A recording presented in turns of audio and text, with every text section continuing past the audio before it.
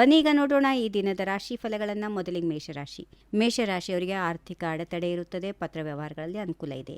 ವೃಷಭ ರಾಶಿಯವರಿಗೆ ಲಾಭ ಮತ್ತು ನಷ್ಟ ಸಮ ಪ್ರಮಾಣದಲ್ಲಿರುತ್ತದೆ, ಮಾತಿನಿಂದ ಸಮಸ್ಯೆಗಳಿರುತ್ತವೆ, ಜೋಪಾನ.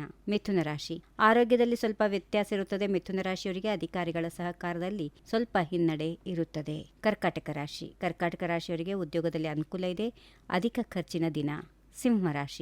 ಸಿಂಹರಾಶಿಯವರಿಗೆ ಪಿತ್ರಾರ್ಜಿತ ಸ್ವತ್ತಿನಿಂದ ಲಾಭ, ತಂದೆಯ ಸಹಕಾರ. ಕನ್ಯಾ ರಾಶಿಯವರಿಗೆ ಕೆಲಸ ಕಾರ್ಯಗಳಲ್ಲಿ ವಿಘ್ನ, ಉದ್ಯೋಗ ಸ್ಥಳದಲ್ಲಿ ಒತ್ತಡ.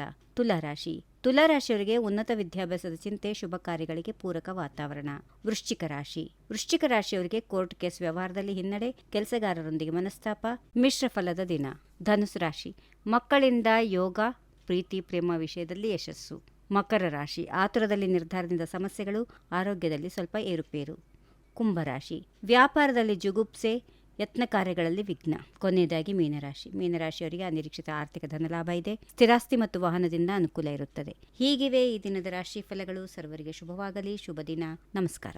If you like this video, ಬೇಗ ಲೈಕ್ ಮಾಡಿ, ಕಾಮೆಂಟ್ ಮಾಡಿ, ಶೇರ್ ಮಾಡಿ ಹಾಗೂ ಯೋಯೋ ಟಿವಿ ಕನ್ನಡವನ್ನು ಸಬ್ಸ್ಕ್ರೈಬ್ ಮಾಡಿ.